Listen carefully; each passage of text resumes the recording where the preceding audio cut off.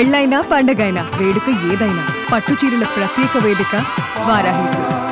Corona మహమ్మారి తర్వాత చైనాలో కొత్తగా పుట్టుకువచ్చిన హెచ్ఎంపీవీ వైరస్ ఇప్పుడు భారతదేశాన్ని వణికిస్తుంది. కొత్తగా పుట్టిన ఇది కరోనాకి తాతలా కనిపిస్తోంది. ప్రస్తుతం చైనా ప్రజలు ఈ వైరస్ దాటికి అల్లాడిపోతున్నారు. ఇప్పటికే చైనాలో హెచ్ఎంపీవీ వైరస్ వ్యాప్తితో భారత్ అలర్ట్ అవుతుంది. దీంతో పాటు తెలంగాణ రాష్ట్రం అప్రమత్తమైంది. కానీ అప్పటికే జరగాల్సిన నష్టం జరిగింది. భారత్లో చైనా వైరస్ అడుగు పెట్టేసింది. బెంగళూరు నుండి పంజాబ్ విసరడం మొదలు పెట్టేసింది. వేగంగా కేసులు పెరుగుతున్నాయి. హెచ్ఎంపీవీ వైరస్ కరోనా కంటే ప్రమాదమా? ఇది ఎలా వ్యాపిస్తుంది? ఈ రెండు వైరస్లకు తేడా ఏంటి?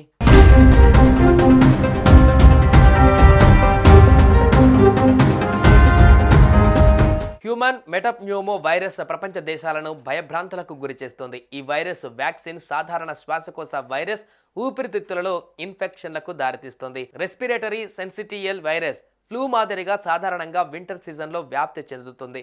హెచ్ఎంపీవీ వైరస్ మొదటి కేసు 2001లో నమోదైందని US centers for disease control and prevention తెలిపింది. హెచ్ఎంపీవీ ఆర్ఎస్వీతో పాటు న్యూమోవిరిడే అనే వైరస్ నుంచి పుట్టింది.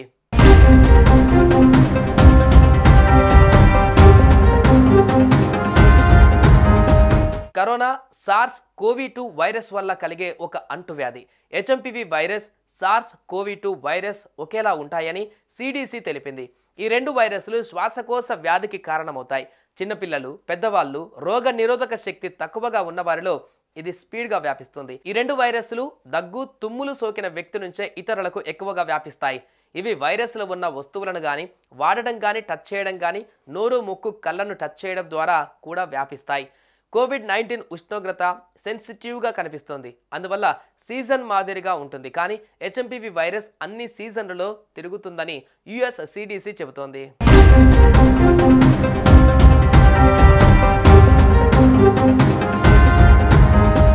హెచ్ఎంపీవీ వైరస్ సోకితే జ్వరం, జలుబు, దగ్గు, గొంతు నొప్పి, ముక్కు దిబ్బడ, శ్వాస తీసుకోవడంలో ఇబ్బందులు వంటి లక్షణాలు కనిపిస్తాయి. ఇది తీవ్రంగా మారి బ్రాంకైటిస్, న్యూమోనియా వంటి వాటి బారిన కూడా పడతారు. ఈ ఇన్ఫెక్షన్ స్వల్పకాలం ఉండవచ్చు లేదా దీర్ఘకాలం ఉండవచ్చు. ఇది కూడా ఒక మనిషి నుంచి ఒక మనిషికి చాలా సులువుగా సోకుతుంది. దగ్గు, ముక్కు ద్వారా లాలాజలం ద్వారా కణాలు గాలిలో ప్రయాణించి ఇతరులకు చేరుకుంటాయి. షేక్ హ్యాండ్ ఇవ్వడం, కౌగిలించుకోవడం, ఒకరినొకరు తాకినప్పుడు ఇది మనిషి నుండి ఇంకో మనిషికి సులువుగా చేరుతాయి. ముఖం, ముక్కు, కన్ను, నోటి ద్వారా ఈ వైరస్ శరీరంలో చేరుతుంది.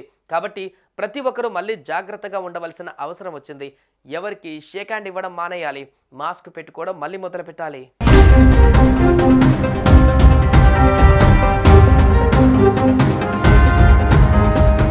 సుమన్ టీవీలో మీ పర్సనల్ అండ్ బిజినెస్ ప్రమోషన్స్ కోసం కింది నెంబర్కి కాంటాక్ట్ చేయండి.